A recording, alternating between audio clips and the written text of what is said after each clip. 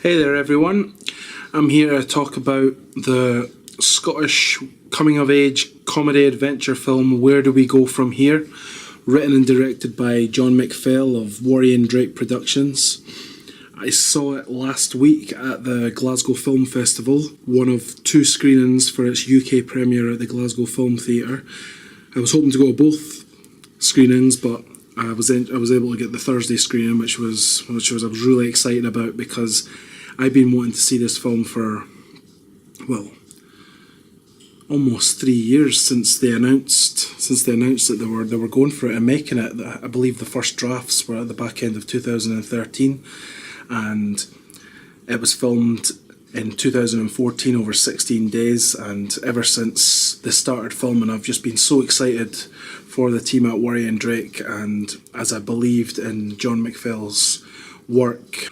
Well, I first came across Mr. McPhail and his work after seeing his funny and sweet comedy film short Just Say Hi, which was entered into the UK's biggest short film competition, the Virgin Media Shorts, in 2013. This beautiful little gem of a film was about the comical and cute ongoing chemistry of two potential friends, lovers, when they catch one another's eye at a bus stop. I had a strong feeling about this film straight away, and Just Say Hi clicked with me right from the off, and I knew it was going to do well regardless of any awards at that actual competition. And this charming short film actually won 2 of the major awards for the People's Choice, as well as the favourite with the Virgin TiVo customers. Many would argue that these were actually the best awards to win and the best compliments you can receive, as these people are actually your audience. Together with Just Say Hi, the team also produced award-winning films in the form of Notes, V for Visa, and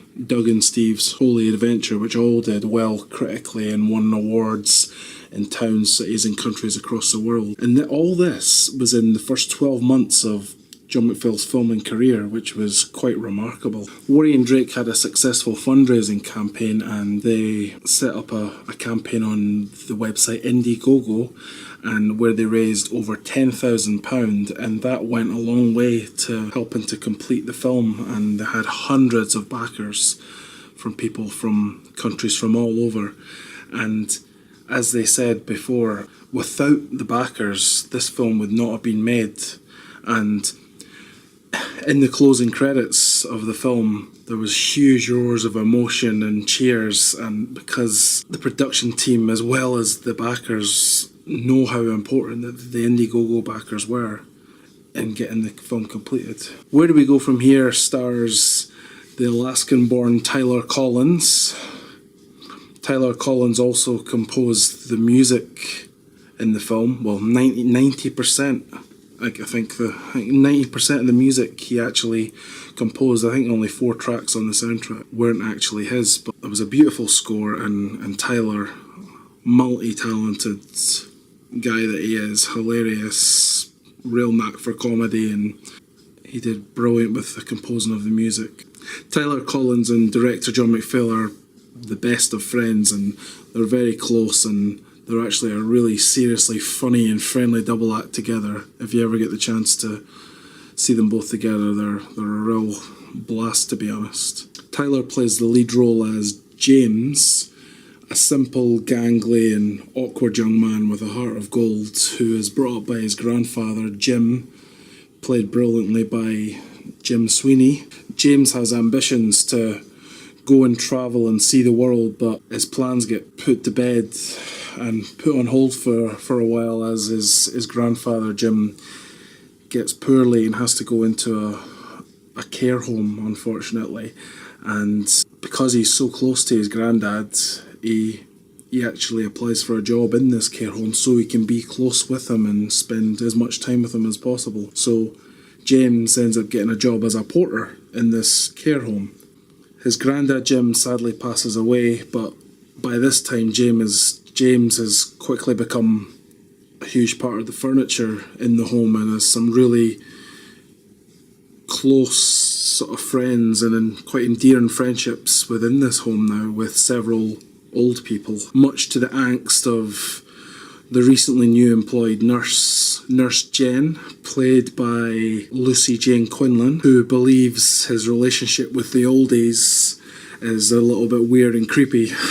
Lucy Jane Quinlan is a beautiful and talented actress from Essex, and her story is actually pretty amazing, how she actually got involved in the project in the first place. She was telling me that it was one of these wonderful, in the right place at the right time moments for her, which, as she says, don't come around as often as you'd like. She was actually on a little trip holiday in New York City when the Bootleg Film Festival was going on, and Lucy Jane had actually picked up an award, like an award the year before in Toronto when the festival was run there, and she decided to take in the festival while she was in New York because she quite liked and got on well with the people that organised this festival, and she decided to just take in a few films. And then Lucy Jane met John McPhail at the bar, and they had a chat and conversation, and they connected online, and John later down the line asked for Lucy Jane's showreel, and he invited her up for an audition for this new film. Where do we go from here? And she said she fell in love with the script right away, and when she went to audition, it was a no-brainer, as she said. I'm sure she's forever grateful for that moment in New York when they met, and the rest is history, so they say. Now she's part of this wonderful film. Alison Peebles plays the part of Joan.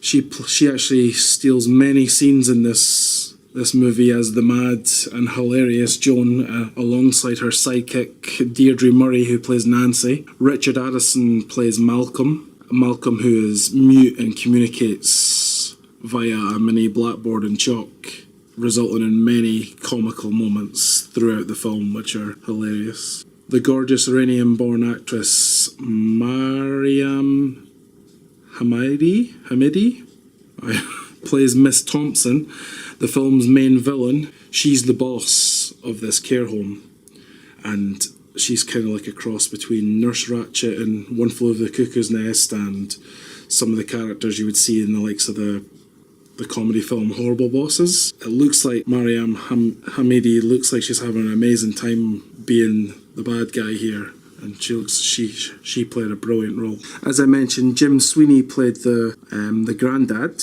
and Sweeney viewed the film for the first time in full on the same day I actually watched it last week, Thursday the 25th of February, at the Glasgow Film Theatre, and at the end he was clearly very emotional and moved by what he saw.